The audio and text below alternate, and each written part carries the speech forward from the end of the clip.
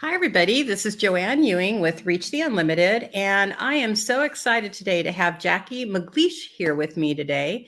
And I feel very honored and privileged to have her here because this is kind of a last minute sneak in kind of thing. And Jacqui, thank you so much for taking your time to share with my audience and with everybody your wisdom and how you've come to where you are in life. Can you tell people a little bit about who you are? Yeah, thank you very much, Joanne, for asking me to come along. I've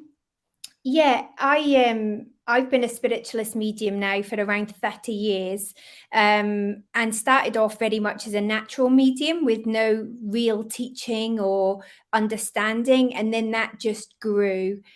I decided about 10 years in to start looking into education or the education side of it, just for my own knowledge sake, really. And that was for more doing public speaking than anything else. The mediumship side I had in the bag, if you like. It was the other side of it that I didn't have the confidence in.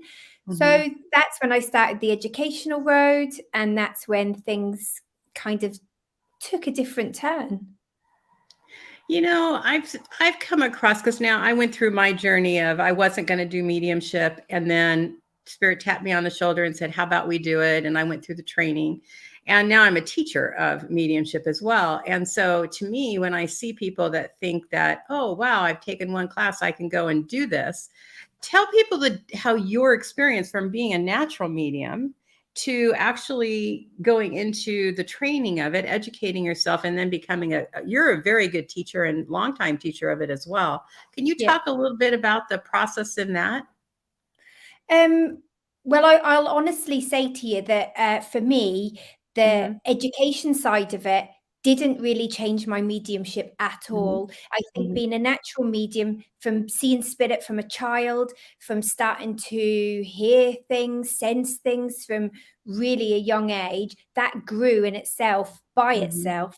mhm, For me, the educational side was really about just understanding why I should be doing this, or mhm, how I can help others, how my teaching can help others on their own journey, because not everybody is a natural medium. And even if you are, it's really hard to have that ability and confidence to mhm, stand on a platform in front of others. And I think learning every single part of that craft is super important, because that's when you get a layering of not only evidence, understanding, knowledge, everything can all come together. And it's like the pulling down of the layers of an onion and getting to the center, the strongest part.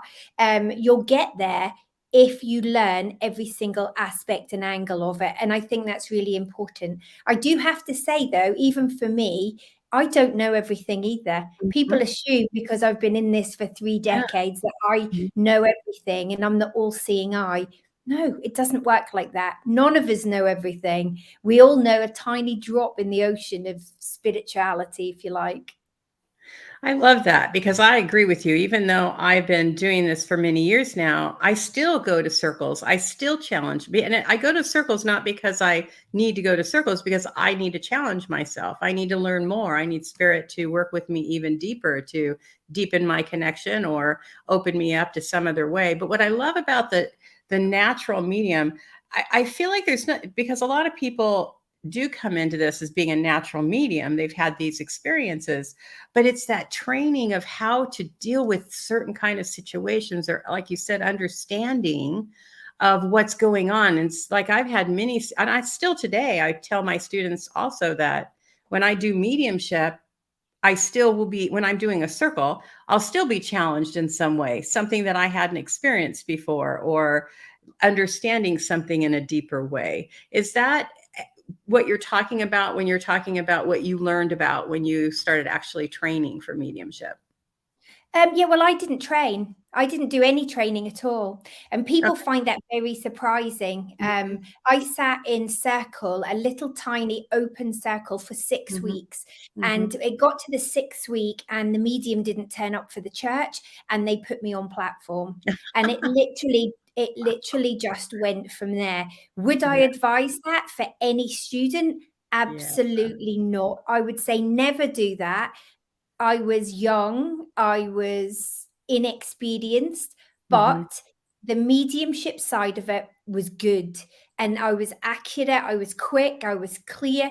And that was why I kept getting bookings after bookings Mhm. after bookings. Mhm. What I didn't have within me was the confidence to be able to speak. So that's what I had to learn. But I've Mhm. never worked under any tutor or any other Mm. medium ever. That's really interesting. I love that because it really shows that we all can do this, right? We all Yeah. can, I guess what I'm saying is that we have our own journey and we can't judge that, Yeah. the journey I, that we th- take. I think for me, especially, there was a just a knowing. I Mhm. don't know where it came from, don't know why I had it, but from being very young, I've always had this knowing of Mhm. myself. I Mhm. assume it's just yeah, doesn't mean I'm right all the time, by the way. I would love to say that that's definitely not the case. But I just, when it comes to my spiritual work, I just have this knowing and it works for me. What I would say though is I have read a lot of material. Some of it I like, some I don't, some I disagree with completely.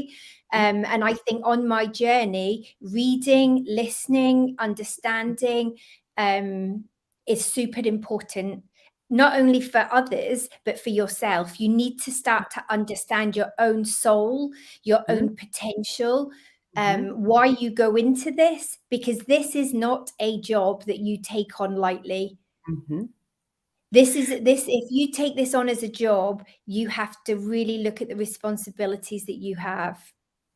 So you said something really important is learning about yourself, connecting back to who you are. Can you talk to people a little bit about what you mean about that?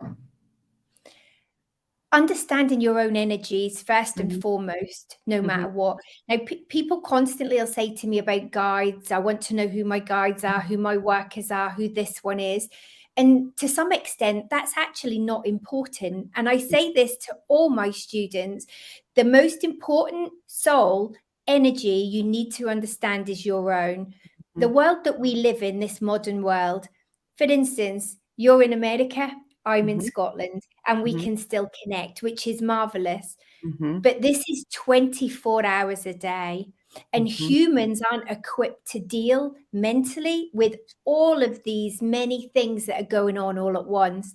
So our attention span doesn't always stick in one place. And I think if you can take that time to find out, sit in the power, your own power, not anybody else's, start to feel your soul, understand your energy, and then you can apply that to whoever's working with you, Mhm. guides, spirit, and understand the different energy vibrations. Because at the end of the day, that's what we are. We're frequencies, we're vibrational beings, and every vibration that you connect with will be different to yours. So if you know yours really well, you can then understand the differences between the sense of a female energy, a mother energy, a male energy. I don't have faces or names for my guides because I've never asked for them. What I do know, though, is I know their energy. Does that Mhm. make sense, Joanne? Absolutely, and that's important. And one of the things that I hear a lot is, okay, so if I sit in the power, how do I know it's my energy? How do I Yeah. know it's somebody else's energy? How do I know what I'm doing and am I doing it right? How do you work with people in that way? Well, you shouldn't, if you're sitting in the power, you shouldn't be Mhm. connecting with any other energy anyway. And Mhm. when you're working spiritually, there's a different kind of feeling to that vibration. You Mhm. have to not connect to be able to understand your own soul. Yeah. That's so Mhm. much more important than anything else I would ever advise any student to do. And Mhm. even just clients, find out who you are, who your soul is, and sit within that energy so you know it's you. Then you'll know the difference. But don't, I think for me personally, I switch on and off when I work. I Mhm. make sure that if I'm working, I am in a different kind of energy field. Mhm. If I'm not working, I'm in my own. You have to know the steps and understand the differences between the frequencies for you. I love what you said is turning off, like you turn off anything outside of yourself. Yeah. not paying attention, the aware for me, it's like I just take my awareness back to just myself. And so Yeah. whatever your terminology for you is, that's what you need to do. But I love that you said that because that's what's really important with sitting in the power. It's turning everything else off but your own energy. Absolutely. That was Absolutely.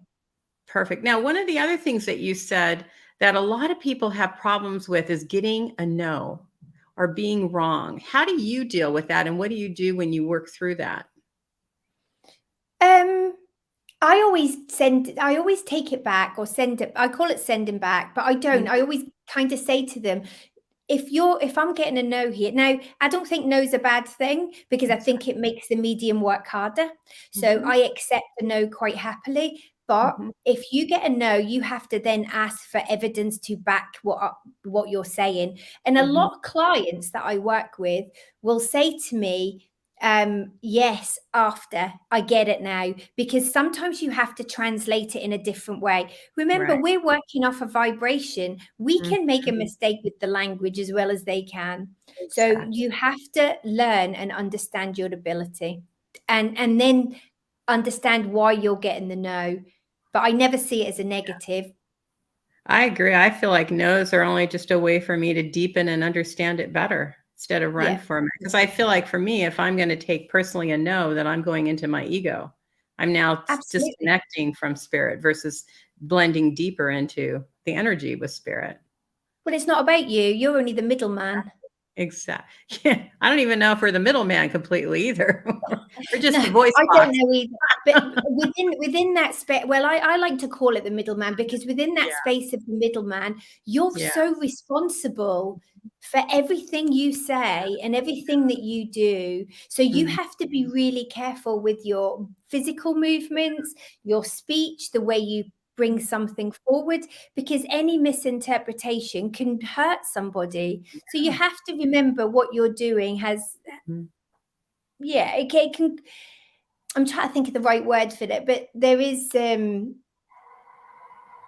that you can say that can cause pain, and that's not what we're here for. And Right. their loved ones would never cause them pain if they didn't do that when they were here. So Right. we have to be careful. I agree with you 100%. That is one of the things, sometimes I see people that are just saying whatever on all these different social medias or whatever, not putting anybody down because everybody has their own journey. But that's one of the most important parts of mediumship is to be discerning as you are speaking, to not like you have to be careful what you're interpreting and how you say it. I totally agree with I think that goes in everything, and I would agree with you there. There's a lot of people I know, a lot of mediums that I know, and again, I'm not saying anyone in particular, but if you if you're vulgar, for instance, Mhm. then that shows a different side to you. If you want to Right. do that in private, fine. In public, I Mhm. think you have to be very careful. We're here working through the energy of spirit, but Mhm. also under a heading of God or unity or spirit or Mhm. the divine, whatever you want to call it. I think Mhm. we have a responsibility not to be vulgar or to be kind and polite wherever we can. So, Mhm. but that's just my own personal feelings. Everyone else is different. I ditto that. I'm on the same page you are. It is so important for me ethically to make sure that I am being very careful, cautious, and loving during that reading and being able to understand what information is coming and what how it needs to be said, and Yeah. also how much of what you're understanding needs to be said. There's a lot of not that we edit, but being careful of not doing harm versus because that's what I always look at is do no harm when you're doing a reading. I do think we filter as mediums, and Mhm, there's things that we will filter out because there's mhm, no need to add the extra layer of feeling onto it. mhm, So sometimes we do filter, and I think sometimes from a platform perspective, that's mhm, really necessary. But in other areas, if you're working with a client one to one, I think there's mhm. some things that need to be said. So Yes, it's a fine scale, and you have to be really careful how many grains of sand go on each side. it is. Now, because that's an interesting thing. Sometimes when I'm filtering, I know very, like you said, right? You have that gut feeling, that intuition to not like, here's information for you to understand the bigger picture as you're giving this information out. How do you work with the what to say and what not to say in the filtering filtering part of your reading? How do you work with that of being able to, because sometimes I'll hold back because I don't want to do harm, and then later, like maybe 3 or 4 minutes later into the reading, it's coming up again, and then you say something that you didn't say, and the sitter will understand that and need that information. So how do you work with that part of it? For me personally, if you don't give the full essence of the communication, then the communication won't be valid because you've over filtered it. You Yeah. have to be really careful in making sure you're getting everything across, but in a very polite, a more positive way, really, from a Yes. congregational perspective, if it's platform work. Mhm. And also privacy. You have to think of what is being said. Can it come out within that public arena? So I think because I've been doing it so long, I think the ability is just naturally there. I Yeah. think I've always had it, to be fair. I think Mhm. I've always had a way of filtering out what's not necessary for that client. When it's in a private one-to-one, I am very much more straightforward. But Mhm. I do think if we take Yeah. too much out, you lose the essence of that communication. Yes, absolutely. And I do agree, the being in a platform because you're public versus Yeah. being one-on-one, you have a little, that's a big difference in the two kinds of readings for sure. So Yeah. you do many other things. What is your favorite thing to do? Um, I love teaching. I'm not going to say I have a favorite thing because I think I love all of it, Yeah. in different ways. Mhm. But I love teaching. I love seeing when the penny drops and people realize that their ability is sitting there Mhm. within them. I Mhm. love that. I love being part of the ministry. For me, doing services for people, albeit weddings, funerals. Again, you're doing a service. Mhm. You're being of service, and for me there's a whole bigger picture within that, so I love that aspect of it. I love the mediumship, and it's something that I think because it's just innately in me, it's part and parcel of who I am. So I love every aspect. I love the scientific research that I've done, some of the testing that's been done. I like everything. How did you go into, what was the process to going into the actual ministry? Because not all mediums will do that, but a lot do. What was your what was the tap on your shoulder to go in that direction? I'd been, like I said earlier, I was a natural working medium all by myself. And then I started doing the educational courses with the SNU. And Mhm. I became a CSNU in speaking, demonstrating, readings, and teaching. Mhm. So Mhm. I'd gradually worked up. And then um, I'd started doing a lot of funeral services because Mm. over here in the UK, you don't have to have anything in particular to Mhm. do funerals. And it was that really that made me think, this is maybe my path. People would say Mhm. to me, wow, that service was lovely. It was uplifting. It was meaningful. The way you spoke about the person.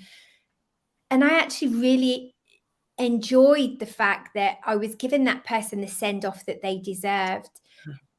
And for me, that part of that service is partly with God, being connected to my own personal God, whoever I feel that is. And it's the same for everybody. We all have a different perspective on God, and that's fine, whether you believe in that energy or the divine or spirit or whatever you want to call it.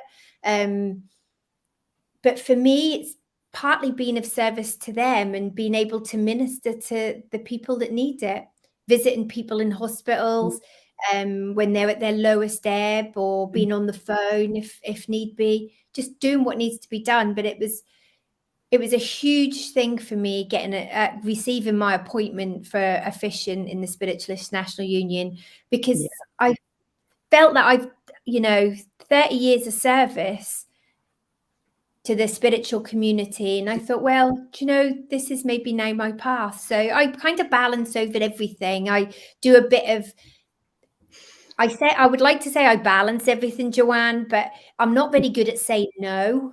Yeah, I hear you. I like helping people. So it's Yeah. really hard sometimes to say Mhm. no if people are desperate. So I try and help everyone when I can.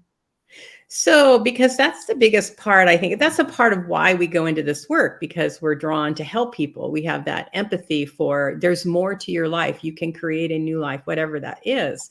So, how do you balance then that no? Because clearly in this world, and I see it all the time when it comes to people reaching out, people emailing, people texting, I have these problems. Can you help me? How do you balance that boundary thing? Um, not very well, I have to say. Not I hear you. and Unfortunately, yeah, I can because understand. I do really feel for people, but Hmm. Hmm. excuse me, it's really difficult on Christmas Day when your phone rings and a lady says to me, I just really want to speak to my husband. Can you help me? And you get people that are so desperate. And sometimes you have to think, well, do you know, I can't really help you today, but I might be able to help you on another day. So you Yeah. have to learn to, and especially now in this time in my life, I'm a Mhm. grandmother, I have 2 grandchildren. Mhm. And for me, I kind of want to help them and I want to help my daughter and I want to help my family. So I'm Mhm. trying really hard to learn just to stick to certain days and try and balance Mhm. it the best way I can. But you'll know if you're this type of person, when you're a giver, you're a Mhm. giver. You can't help Mhm. it. That's right. But I love the answer that you gave when you say, I can help you, but I can't help you now. Yeah, So that's giving them hope and a time to be able to achieve what it is that they're needing to achieve, but yet you still have your boundaries. So that's really important to it's super remember. important. Mhm. And this is why I say to people, you know, this isn't, you don't go into the careers office and say, do you know, I'd really want to be a spiritualist medium. It's Mhm. not a job you take on lightly. You can work all hours of the day from nighttime, early morning, driving long hours, flights here, there, and everywhere. Mhm. You have to be able to balance all of that because it can be very draining on your own soul. And your soul, if your soul isn't working right and you're Mhm. physically drained, you can't really help anyone else. So you have to have boundaries and you have to be able to say, do you know, thank you, but I'm really sorry I can't help you just now. That's really important. What do you do? What is your self-love habits like? What are some of the things you do for self-love? I listen to podcasts, Mm? probably podcasts that I shouldn't listen to because I like murder and I read books on Yeah. grisly murders and all sorts. And it just switches me off from Mm. everything else. I also go running Uh-huh. and I walk the dog a lot. So, Uh, yeah, I need my own headspace. Running is my yeah. headspace. Yeah. So it's interesting when I listen to murder type things, I'm constantly tapping in. Do you do that when you're watching those kinds or listening to those kinds of podcasts where there's something to be solved? Do No, you I No, don't. you don't. That's Joanne, I'm not going to cool. tell you off because you're not in control of your energy. I know, right? It's so fun for me though. It's like this is I like challenges. This is a challenge. I want to see can I come up with what happened and the story or whatever. It's so Yeah. funny. No, I I can't get that. I do resist guess endings of things very easily, but it. I think when you've been doing it, when you've been listening to Yeah. these things Mhm. or reading these things for a long time, I think you can sometimes guess the endings. But Yeah. yeah, I'm very controlled with my energy, my work Mhm. energy, very. So yeah, That's really important, and that was a good catch because I do it for fun. That's my fun. I'm not yeah, on call. I'm not doing it for money. I'm not having to yeah. perform. I just get to have fun. So for me, that's fun. But that's really important to be able to control your energy and not be giving your energy away a lot. So that really is an important tip that you gave right there. Absolutely. Your own energy, you need it for yourself. If Mhm. you're going to do this work, you train Mhm. yourself to the ability to be able to use extra energy, double the amounts of energy, whatever you need for the work. But then you have to remember to pull it right back in for you. You Yeah. can't always give it out to everybody. You need a certain amount for you, your family, and what your life is.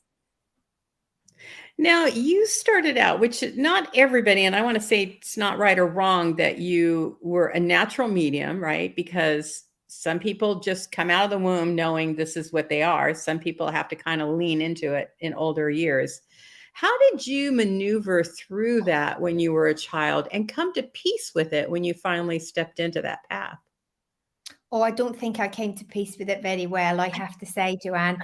I had these experiences Mhm. happened to me when I was younger. So when I Mhm. was 7, I think it was 6 or 7, somewhere in between that age, I had meningitis, and Mhm. I come out of hospital after the Mhm. first bout of meningitis, and had been extremely ill, and I would hear things, I would sense things. I just had this ability. And nobody believed me in my family, I have to Mhm. say. Uh, Mhm. During this time, my mum and dad split, and my mum left, and my dad was bringing up the children. There was a lot of stuff going on within the family. Mhm. When I was 12, I had meningitis again. Wow. And again, I know it's really rare, and Mhm. I've been so lucky that I wasn't left with any lasting effects of Mhm. 2 bouts of meningitis. But after the second one was when I started really seeing things, seeing more and hearing. Mhm. It just literally everything just kind of developed. I wasn't a great teenager. I really fought back against society and life. Mhm. And I think when you don't, I had one parent there, and he tried his best, but it wasn't easy for him either with 5 kids. Mhm. And Yeah. yeah, it was just a really difficult time. So I was asked to leave school early. I didn't finish high school. I went to work really early. Wow. And just everything, yeah, everything kind of changed. I have no formal high school education, which most people are very surprised about, because I am quite literate. I can speak really well, and Mhm. um, read and write very well, but I just didn't apply myself and Mhm. couldn't apply myself, and I just wasn't a great teenager. But I started work, and I got to 20 years old, and I met my husband, moved Mhm. to Scotland. Um, and it very funny, and I'll tell you this story. I don't tell it to everybody, but I met my husband. I'd seen him a few times in the pub, and Mhm. didn't knew him, but didn't really know him. And then we went out on the Friday night. We went out again on the Saturday. On the Sunday, we discussed what we wanted out of life. Mhm. And we both said we wanted a family, and I would move to Scotland. Now, this was after 2 days. And Wow. 3 weeks later, I was pregnant with my eldest daughter, and 3 months later, I was living in Scotland, and we've been together 31 years. Oh my God, that's amazing and beautiful. You know what I love about that story too is you followed your intuition. I wouldn't advise everybody to do that. But when No. it's right. You just know it's right. And it's not like I'm sure you didn't have a kumbaya 31 years. You go through your ups and downs, but you knew you were in the right place with the right person. Do you know the strangest thing ever? My Mm. husband bought, because he was in Scotland and I was in England, he bought a house in Scotland for us to live in. I had no clue where the house was, no Oh idea where I my was going to live. When we moved into that house, the house was being built. We moved into the house 2 weeks before I had my daughter. And Uh-huh. when we moved in, my auntie Kathy, who lives in Scotland, I Yeah. said to her, "This is where I'm going to be living." And she said, "Surely you're not there." And I said, "I am." And she said, "Your auntie Irene used to live in that number in that street in the 60s." Yeah, and the strangest thing is the houses that were there were these old tenement blocks, and they'd been knocked down and flattened and rebuilt, but they used the same name of the street, and I Wow. still lived in the same number. Oh my gosh, that's crazy. So is it synchronicity? Yeah. You have to ask. I mean, when you have a situation like that, that you're doing the right thing. Even if you might have that chatter like, are you crazy? What are you thinking? Why are you doing this? You just keep moving forward because and all of us have had those moments, right? Where we just know this is the thing and Yeah. we don't fight it, even though a part of us is like, what are you doing? I love It is that. crazy. It's totally Yeah. crazy. And there's so many other things that I can look Mhm, back on and say, mhm. wow.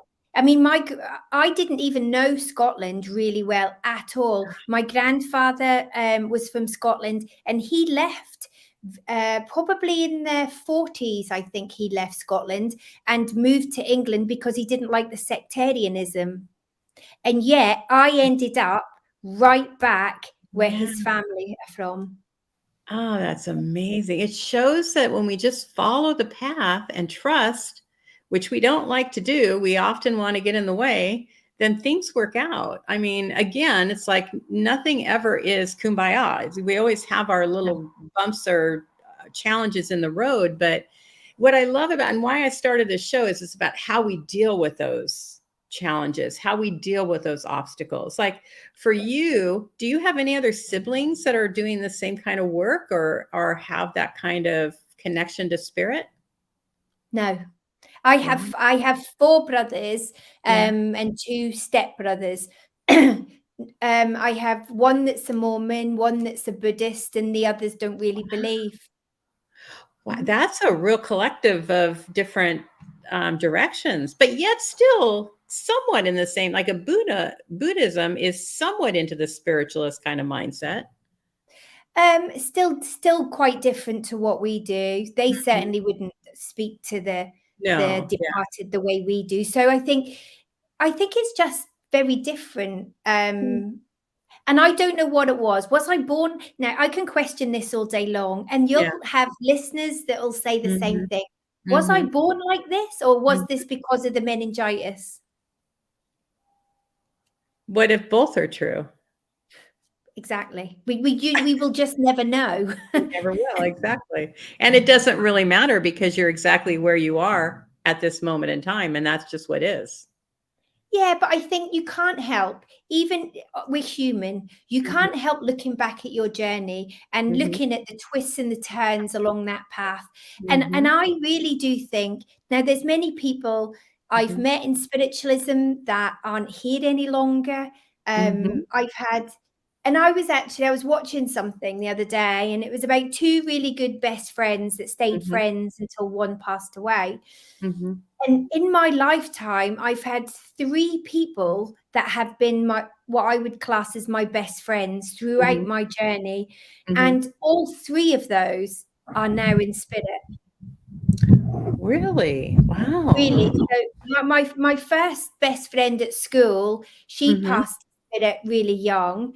My second best friend, who I met through spiritualism, she passed away with cancer about 23 years ago. And then I met another lady not long after that, um, who was we were so close, my mhm, real close, probably closest person I'd ever really knew. And she died 2 years ago with motor neurone disease. And she'd had that 18 years. And we met because of church and because mm. we just were drawn to each other. But So, it's you're kind of bringing up an interesting thought that I always play with about will. We have free will, right, to do whatever. When did we make that free will? Did we I mean, no, you don't have the answer. We don't none of us have the answer, but I none of always us have the question, answer. do we make it every moment of our physical life, or did we make it when we planned out our life? I constantly think about when did we have free will? I mean, did we set up our life to have these circumstances, or are we going through the life and then having free will to create our future? You know what I mean? It's like it's the same kind of thinking about synchronicities, about free will as well. When did it happen? When did we start that?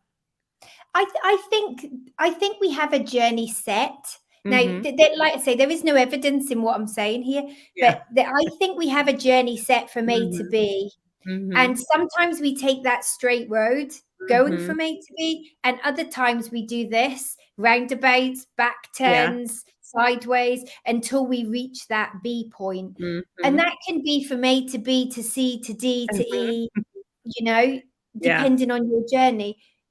But I think there's some people that we're meant to meet on this journey to enrich our lives, to Mhm. enrich their lives, to gain understanding, Mhm. knowledge, love. And I think it's super important to take those people, learn from them, Mhm. gain knowledge, give them love, support, give them Mhm. knowledge, and it kind of balances back, Yeah. you know. I think there is a balance within that that is important for your soul and theirs. You know what I love about that is it really doesn't matter because, like, I was thinking at some points in my life, I'm like, "Oh, no, I have free will now," and other points I was like, "I'm glad I had this already planned because it just works, right, to whatever you're going through or whatever." But what really struck me when you were talking about that is the internet, and that now in this time period, we can meet people that I never would have met you Yeah, years ago, 100 years ago, even yeah. 25 years ago. And Mhm. now we get to meet people all over the world. And this synchronicity, even on that, is amazing. And how we can, and part of what I like to do is encourage people to see that exactly what you said, it doesn't really matter. It's taking those steps forward, that the universe does take care of us. You met these people for a reason. You met your husband for a reason. You have your children for a reason. It's having that faith and that trust. And even whether you do mediumship or you work at a grocery store or you're the president of the whatever state or whatever country, whatever it is, Yeah. it's all for a reason. So it really doesn't matter where or how, knowing that it's going to happen. Whatever is in front of us, we will get through it. I think it's the intent that you use when you Mhm. do something. And Mhm. I think whether you are the president, prime minister, whether you Mhm. work in the Mhm. grocery shop, if you're Right. stood in front of somebody and that intent is to be Mhm. kind, to do Mhm. the best for that person, I think that's what matters. And when I get up on a platform or work with any clients or when I Mhm. teach, first of all, I say, I don't want to do any harm. I want to help everybody on their journey, whether it be bringing comfort, whether it's to help with Mhm. grief, whether it's to validate their own experience or Mhm. whatever that may be, or to help them on their journey. Mhm. I just want to be there to be a part of it. And there's That's there's so many around us in life that want to take something back. We're Mhm. not we're Mhm. not always meant to have something back. Sometimes something back is a smile when they leave.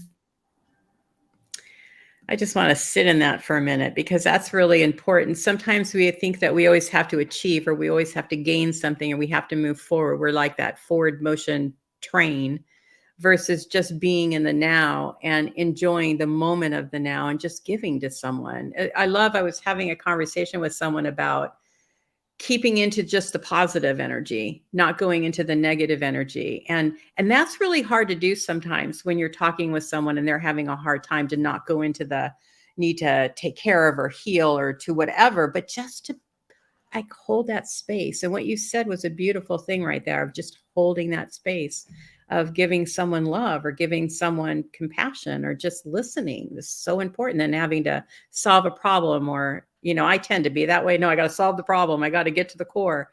Just holding space is so important. We're not meant to fix everything. Oh. As humans, you have to look. The only person that can change your life is you. And it Mhm. is you. And it might not be today, it might not be tomorrow. But if you're thinking and your thoughts start that process off, then it might take a while to hit that journey properly. But if the thoughts are there, then it is a start and it is a starting point where something can grow. And I Mhm. think there's so much now, again, social media, it's wonderful. Yeah. Internet, wonderful, but it's Mhm. also very, very damaging. It is. Everybody wants to portray a wonderful, amazing life. Life Mhm. isn't like that. And it's like you said earlier, yes, I've been lucky enough to be married and be with the same man for all Mhm. these years. I can assure you it's certainly not been easy. And Yeah. he'll say probably it's been really, really difficult living with me. I Mhm. couldn't live with me. So no, I couldn't. I really couldn't. Um, Oh. But I think we have to be honest about these things. We're Mhm. not perfect. We are Yeah. learning. This is a journey of Yes. expedition, you know? That's what keeps people from moving forward. What you just said right now is what keeps people from moving forward. Feeling like you have to be perfect. You have to have this certain image about something that's not real. And people can feel that. People can feel that being unethical or not authentic. Yeah, but you are what you are. And do you know, it's Yeah. funny because I do a lot of services, and we Mhm. always have a joke afterwards, and I'll Mhm. always go, right, I'm away. I've got a beer in the fridge. I'll see you all later. And everybody always says to me, I get text messages from all over the world saying, haha, are you having a beer? And I'll go, yep. I have no qualms in saying there's things I like to do that I probably shouldn't do, but Yeah. that's me. I'm human, you Yeah. know. I'm I love blending all these different things together, and I like to do certain things that maybe other people don't. I mean, who that. else likes to go running the way I do? Probably nobody. So, we're all different. And our lives change. Like when I was going through my biggest transformation, that's what I did. I ran and ran. I was running 10 miles a day. Yeah, And I was running in Sedona one day and I was like, what are you running from? Not that I'm saying you are, but for me, that's what hit me. It was important for me in the beginning of my journey because I needed to do that. It yeah, just burnt off steam. It helped me to open up my mind. It was my time for kind of my, because I wasn't doing meditation at that point or sitting in the power. I was just running yeah. to get away from my life. And that was when I first, that door opened to, I really needed to look more deeply into my life and see what it was that I needed to change. So for me, running was vital for my transformation. Yeah, it's Vital. vital for my brain. It Yeah. keeps my brain clear. That's where I work out all my emotions, my Mhm, feelings, the challenges mhm. I've had, whether it Yeah. be life or work. And that's how I deal with things, is just to I'm Mhm. out. I'm out here. Running, Yeah. cycling, Yeah. walking, any of those. Mhm. And for anybody who can do that, I totally support that. I don't run as much anymore, but I do walk.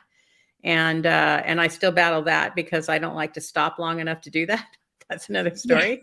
But it does help to just clear your mind, clear your energy, get you back to a positive. But everybody deals with it in different ways. And I think my point to that and your point to that is using what works for you to come back into your center, what helps you to be back to focus. Absolutely. It's doing something that is right for you. I can Mm, also say I love cutting the grass and gardening. mm, There's mm. many different things that I Yeah. like that take me out of this mind Mm, space. And I mhm. need that because I do this all the time. I need that mind space for me. And if it works, then it works. And I think everybody should find the right mind space and soul space for them, because I don't think we look for that. We forget that Mhm. if you think of evolution of man, you can Mhm. see the progression of evolution, but you Mhm. can't see the soul. But if Right. you don't if you don't evolve that soul Mhm. and you don't enrich it and you don't find the things that actually make it sing inside, you're never going to be positive. There's going to be negativity because you can't balance the human and the soul together. So that's an interesting concept because if you look at what's happening in our world right now, you would think nobody's doing that. Well, very few people are doing that. There's so much craziness. But there needs to be some kind of reason for that. Like the polarities, I guess, of living in the human world is seeing the positive and the negative. What are your thoughts on that? I think it's really difficult, the world we're living in. I think Mhm, it's really hard to watch the negatives on the news, the mhm, deaths, the murders, what's mhm. happening with how we treat others, how Yeah. everybody treats others. It's such negative way of doing things. And I think that has to change. We need to remember that these are human people the same as us. Doesn't matter what skin color you have or where you've came from. I think we need to understand the depths of that being inside. And somebody can show something on the outside. You can Mhm. look at somebody and you can say, wow, they look lovely, look like they have a lovely life. But Mhm. nobody knows the depths of someone's despair inside. That is so true. We do not know what somebody is going through. If you see somebody in, a bad attitude or whatever, you have no idea what that person went through. And to react in a negative way only puts fire onto that negative behavior. And we've got to really Absolutely. work on that. That's not easy though. I have a fast personality, so sometimes I can really react. But I've learned over the years to really taper that down and to breathe, because always, if you react, it's always going to be the wrong reaction. If you can just go into that, again, holding space and loving place, Yeah. you see a whole nother side of people. Absolutely. But I also think that I think what we have now, if you Mhm, can be a bit more patient, listen mhm, to what the person's saying, mhm, read between the lines of how their body language is. mhm. I think that comes with age. Yes, it does, And I definitely. think, and yeah, I'm Yes, not saying that I'm super old, but I think with age comes it that understanding and knowledge. When you're younger, you don't have the time. Life is just fast and everything's at this kind of super fast pace. It's only when you sit back as you get older, you start to kind of realize. And I think it's because your soul has learned also. yes. Mhm, absolutely. It comes with wisdom, absolutely. All of those butting up against the fight Yeah. didn't bode well. So you realize, "Oh, wait a minute, there's gotta be an easier way than constantly pushing versus just allowing." Yeah, and I think over the years, I think I'm a redhead, and we fight with everyone anyway. My mother, my grandmother, and my daughter were all redheads in our family. I wanted to be a redhead when I was younger, and I just am so I'm so unha I can't even say it. So disappointed I wasn't a redhead. It's so funny. And then my granddaughter, though, she's not a redhead. In fact, nobody else in Uh, this generation is a redhead. It's gonna pop up it's somewhere else. it does sometimes it does. Both my daughters are Mhm. redheads, and my grandson's a redhead, and it looks like we don't quite know yet, but it looks like my granddaughter might be a redhead too. So plenty of fire in this household. Now, this is the big important question. Did you enjoy being a redhead as you were growing up? When I was younger, probably no, because Yeah. everybody no, I was the only one in my family, so everybody took the mickey. I got every name you could possibly think of. I got called everything, Mhm. but you know what? I would never have changed it. I love being a redhead, and I love the fact that my children were redheads, I and love also that my grandson, we're that. all proud and ginger. Uh, I love that. My daughter hated being a redhead, and she wanted to dye her hair, and I said, "No," because I loved her red hair. She had the most beautiful auburn hair. Yeah. People would have paid millions of dollars to get that beautiful color she had. It was one of those really beautiful colors. And so I said, "No, you can't do that until you're 18." My mom did that to me one time. You can't do that until you're 18. Anyway, it never bodes well. So as soon as she was 18, she dyed it blonde, and she's dyed it every so often. She'll go back to red, but most of the time she's a blonde. I'm like, why? Breaks You my heart. can't get that color out of a bottle. You just cannot. Oh, Natural you hues and tones. It's know. lovely. Yeah. Yeah, I love that. So back to we were Yeah. I digressed on that one. One of the things that you said is really important that I wanted to go back to and touch on is in our society, we push that you have to have a certain education. You have to go to college. You have to da da da da da da da. And you have created a very successful life, and many other people too have as well.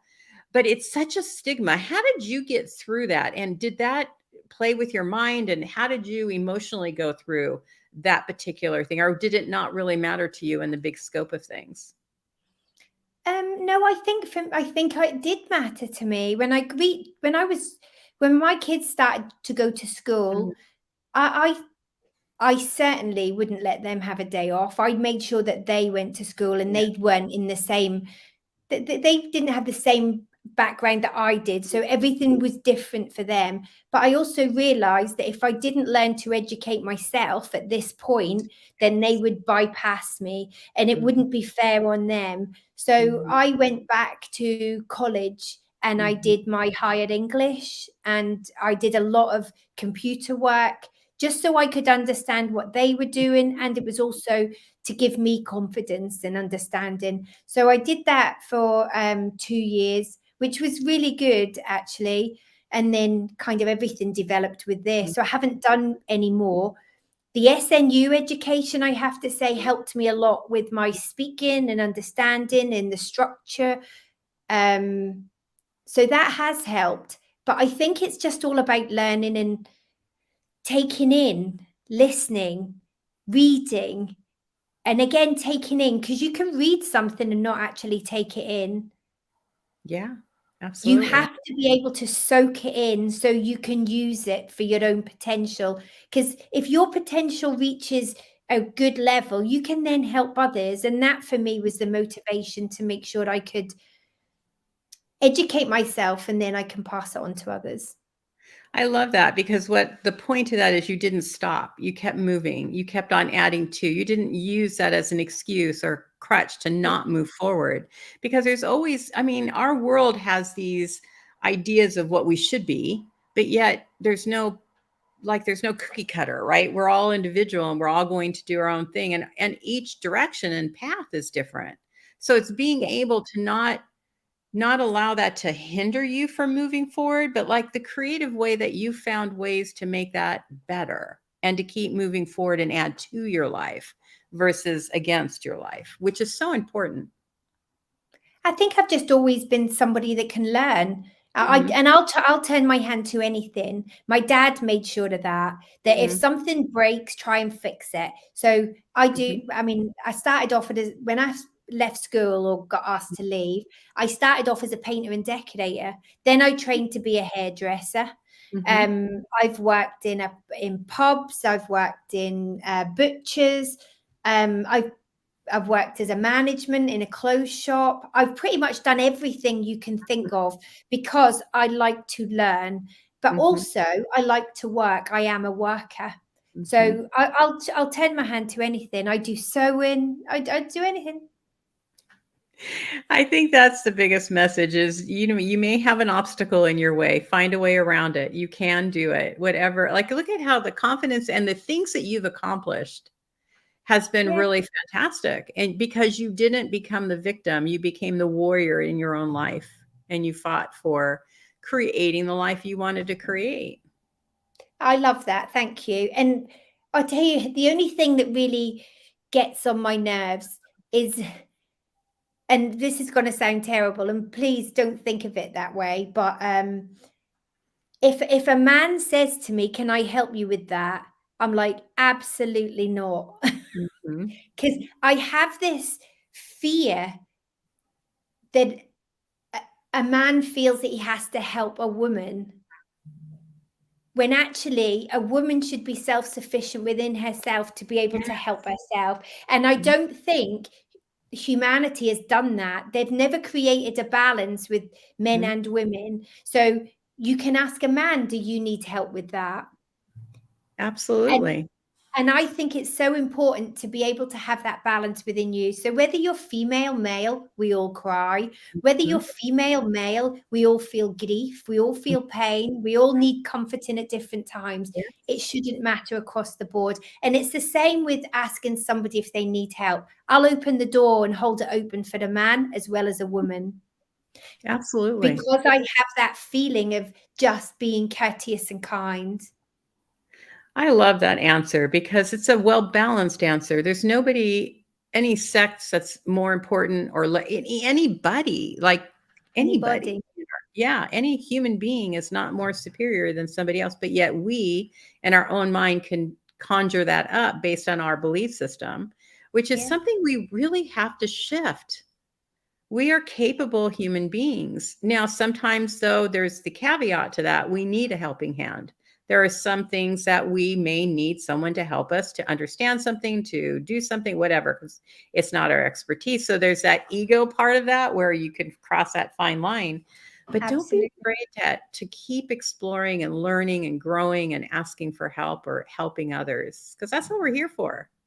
I love seeing an experienced person do a job and then Mhm, saying, "Can you show me how to do that?" mhm, And they love it when they can show you what they're doing. And I think it's really good for your own soul. You may never be able to plaster a wall perfectly, mhm. but say, "Well, do you know I can do that little hole though?"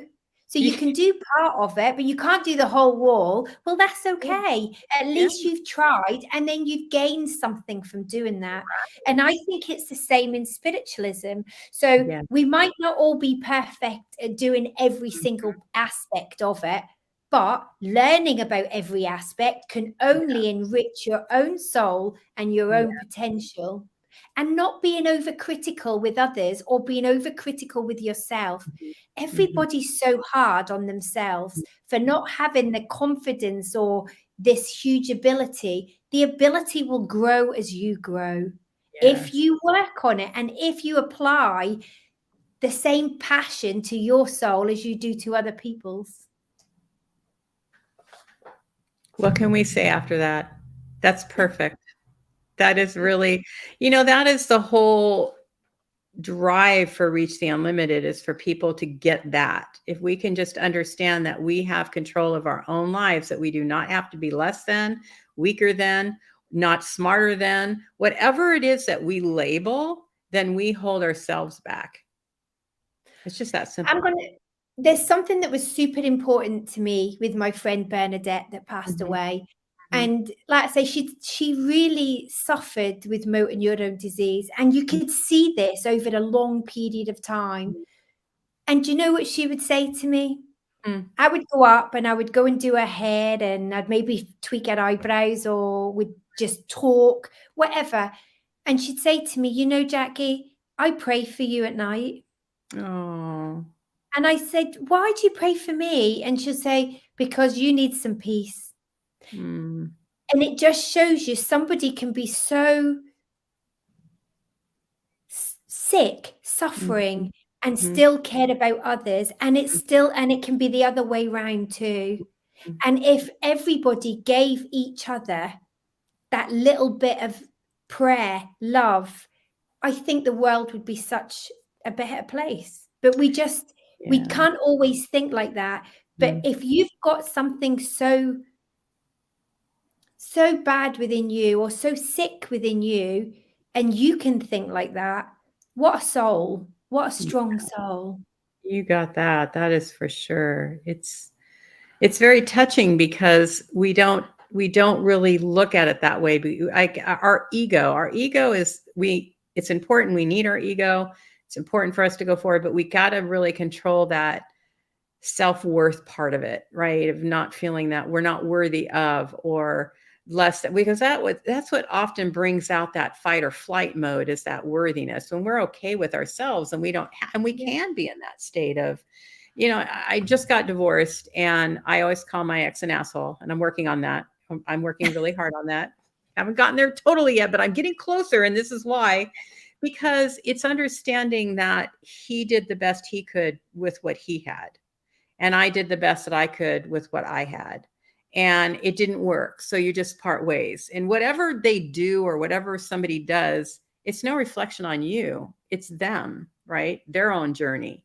But how I deal with it, and the going back into my soul and how my soul wants me to deal with this situation, is really important. And again, I'm not going to dismiss that I'm going through the process of healing and understanding and Yeah. connection back to self. So and that's why I say I'm getting better at it, because I'm working on it.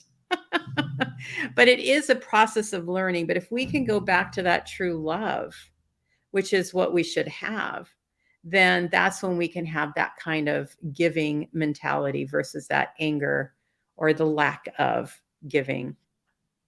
And when that pain stops within you, you'll be able to stop calling him that. It- And at some point, um, you'll probably thank him for the journey that you had with him.